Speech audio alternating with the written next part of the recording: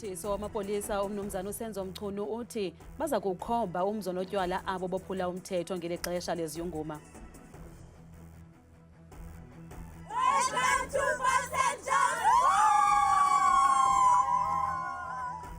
Sele beqalile ukuthontelana eSajonisi eMpuma Koloni abakhenkethi kuzawuchitha iiholide zokuphela konyaka. Asikhona ukufaka ishawe efrijini, kumele ukuthi uhambe uyothenga ama-tin fish emashopini, and ama-tin fish lawo mazolo kwathenga every day aqede imali kahle kahle.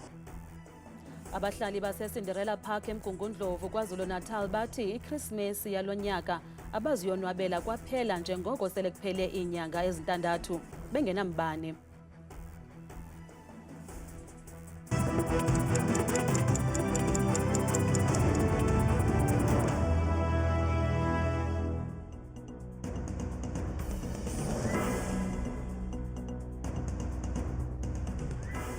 Singonondaba benu siniphathele eziteketeke okanti ke ndiziphaka noPhumza Sikhumba ositolikela ngolwimi lwezandla. Molweni ekhaya.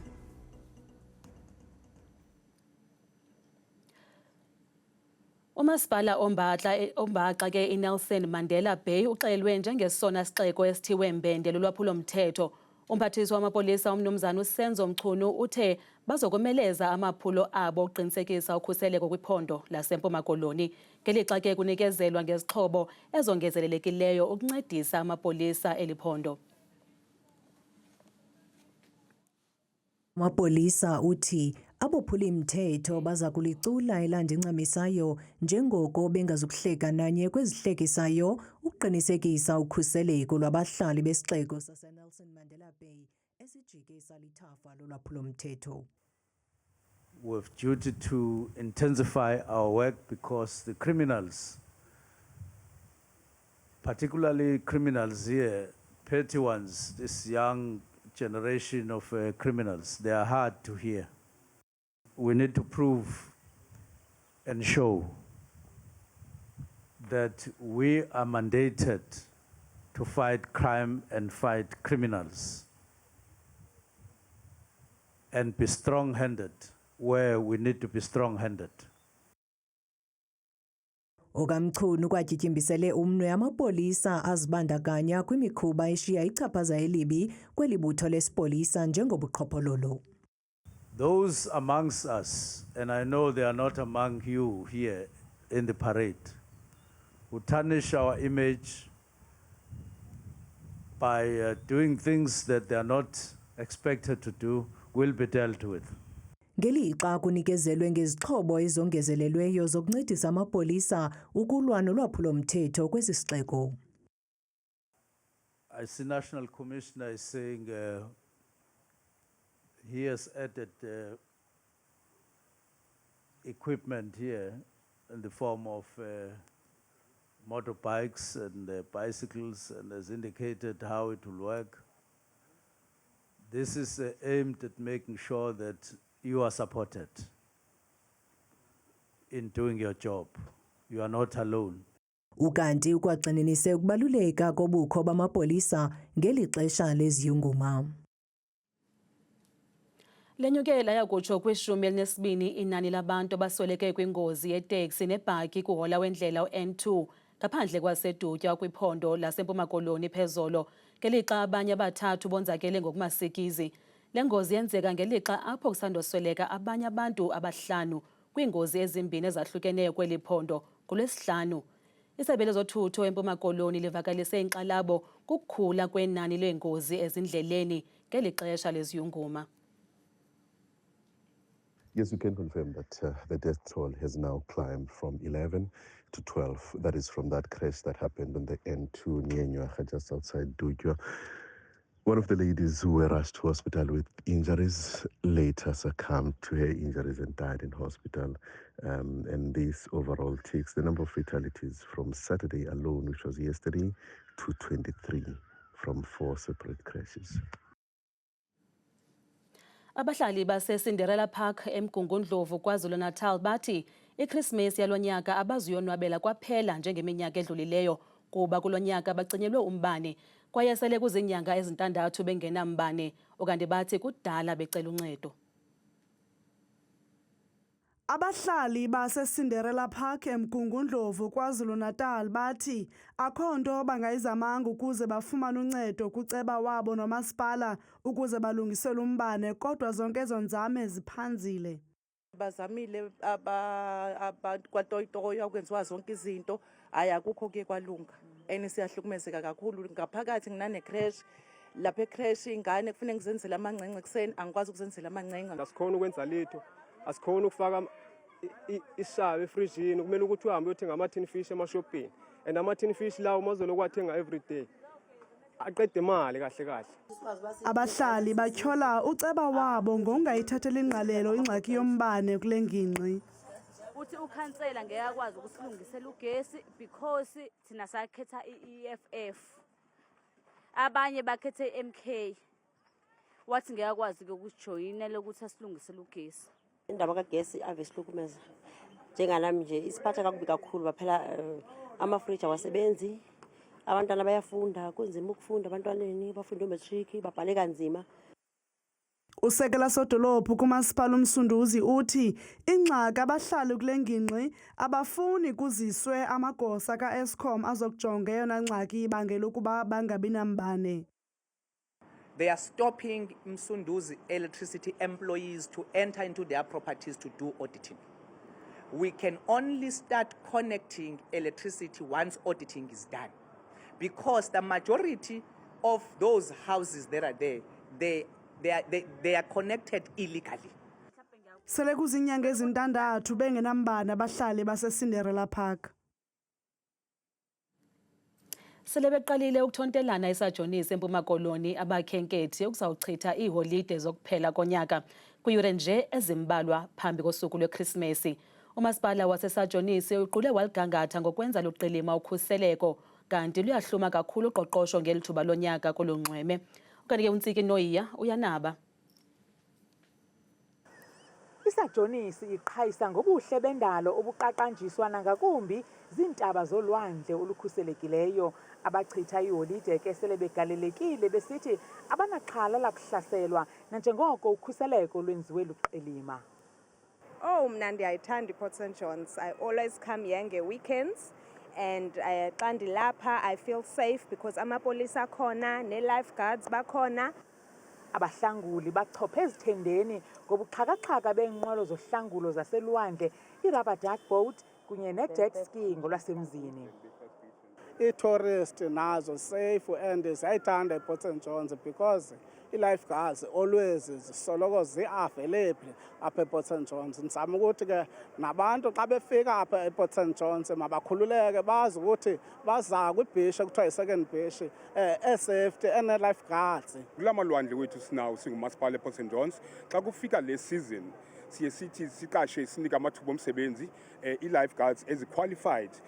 Usodolophu uthi zigcwele ziyaphuphuma indawo zokulala zilungele ukwamkela abantu abeze kwiChristmas nenyibidyala. Iindwendwe esizilindeleyo apha zindwendwe ezisuka kumazwe ingakumbi i-England, njengoba uyijongile iPort St Johns qala yayindawo yabantu abamhlophe abasenomdla ke ukuza ePort St Johns. Bakhona ke i-B&Bs zethu zigcwele njengoba ndithetha nawe nje, abanye basuka kwezinye ii-provinces zakwalapha eSouth Africa.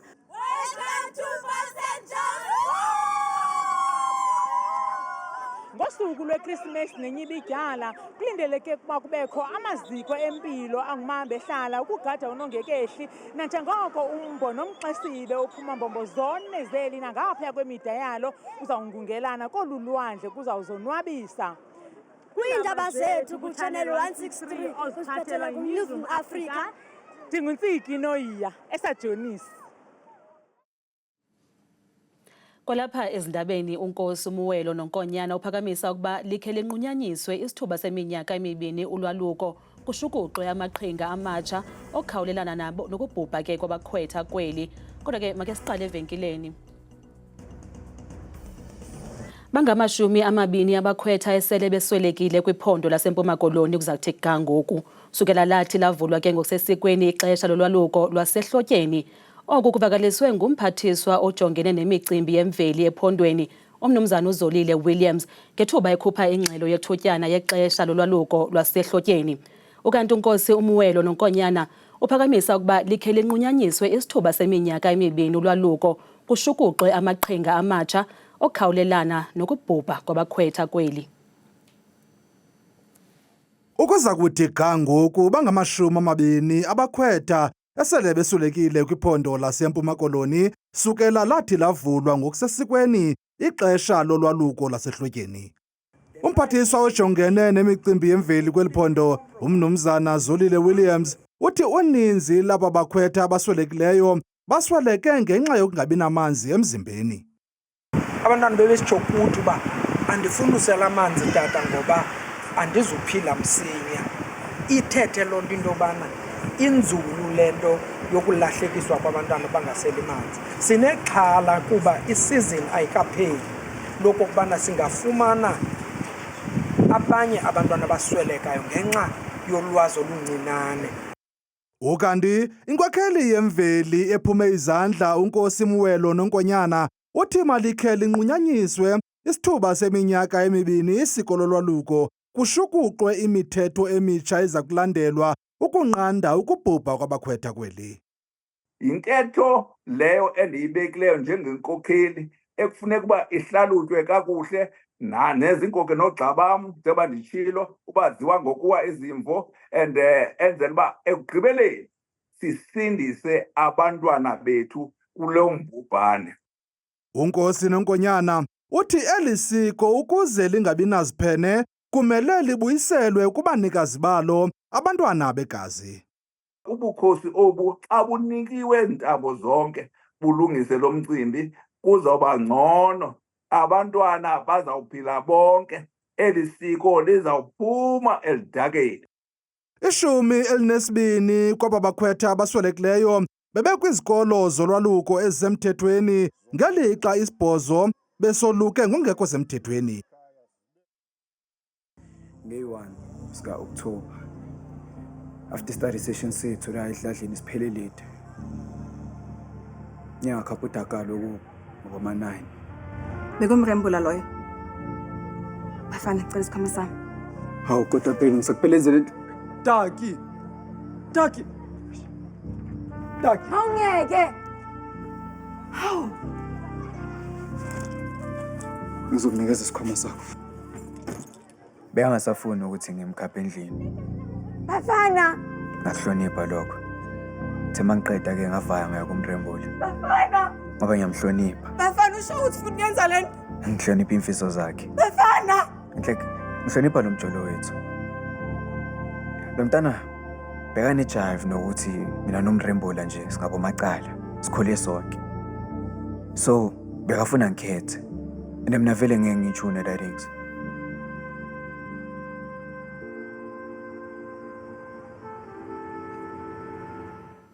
uMzantsi Afrika ujongene nengxaki yokuxhatshazwa nokubulawa kwabasetyhini kutshanje. Eli lizwe belinqunguphele eziziganeko ezimbini ezimasikizi nezithe zehla KwaZulu-Natal, nalapho amadoda amabini ayabulala abantu abancuma nabo ze nawo azibulala. Ukanti umvelisi wemiboniso bhanyabhanya uNtokozo Mlaba udidiyele umboniso bhanyabhanya omtsha obizwa iThe Passage noqubisana nezingxaki zokumila kunje kwakunye nezinye iingxaki zentlalo eli lizwe elijongene nazo. Ntokozo, masibulele kakhulu ngexesha lakho sikwamkele kwindaba zethu. Yabona. Lo mboniso iThe Passage khasibalisele ngawo. The Passage ifilimu yesithuko engiyenzayo ngenkinga engizibonayo elokishini, yabona kunenkinga eziningi emalokishini sonke siyazi. So ngesiqiniseko sokuthi ngitshele iy'tori zaselokishini, and this is one of that. This is one of those stories, and sits as the second part of a trilogy of amafilimu engiwenzayo ngenkinga engizibone elokishini. And bekubalulekile ukuthi mhlawumbe ngikhulume ngestory esibheka ukuhlukunyezwa kwabantu besifazane emalokishini naseMzantsi Afrika jikelele. So yeah, that's The Passage.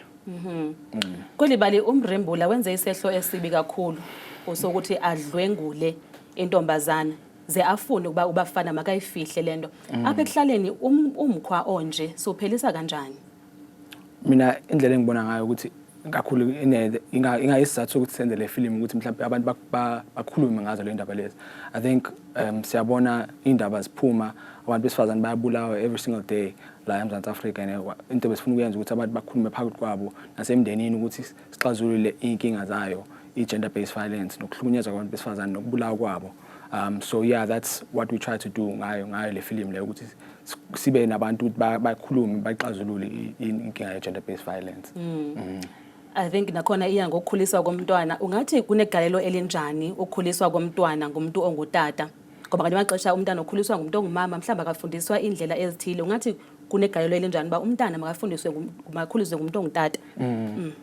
Ngicabanga ukuthi mina indlela engibona ngayo ukuthi abantu besifazane or abantu besilisa abanayo leyo sensitivity yabo.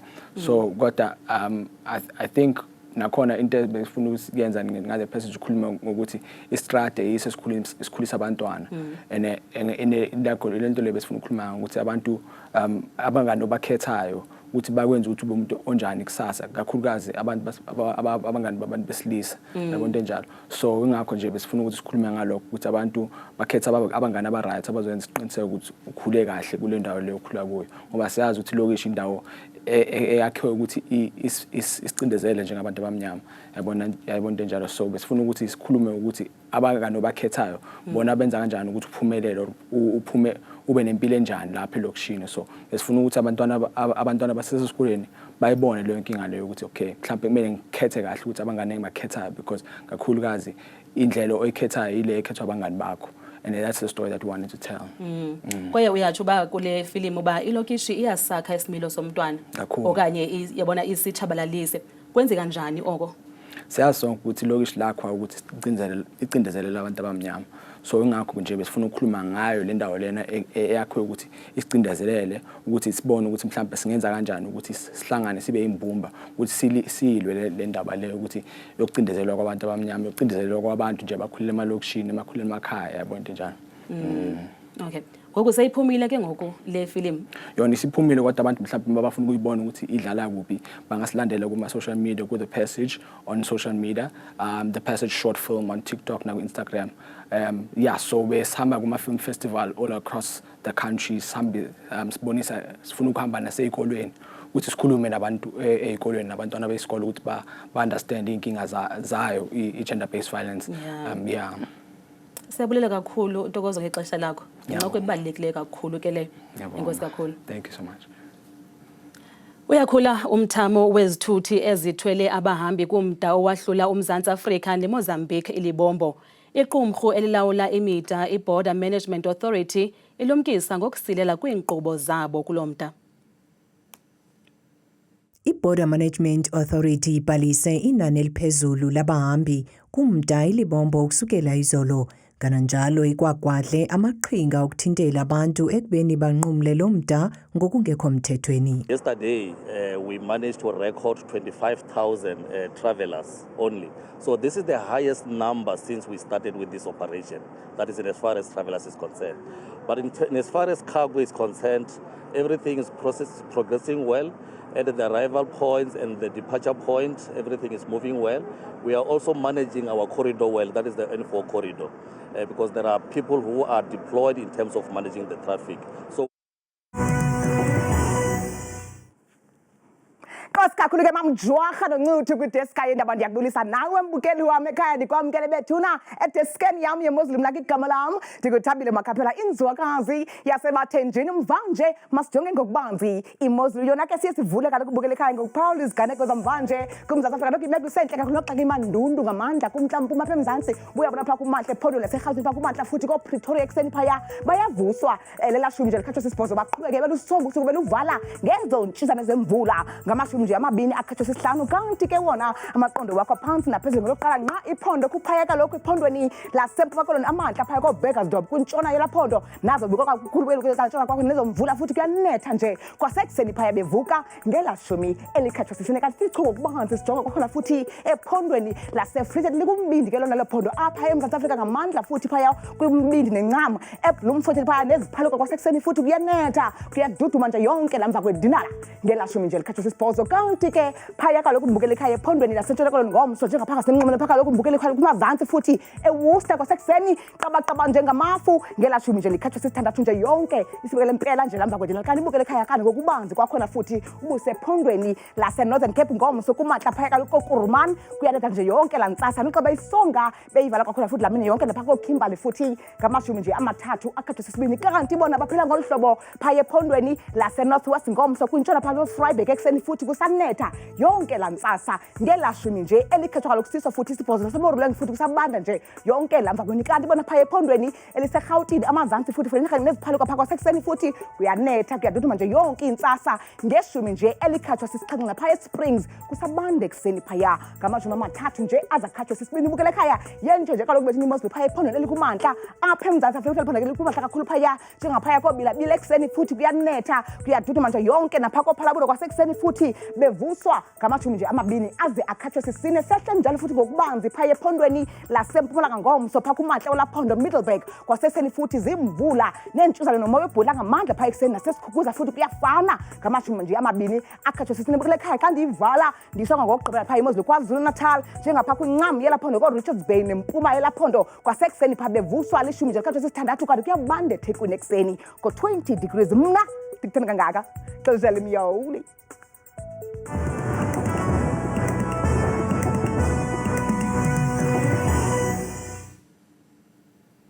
Mathongo amnandi.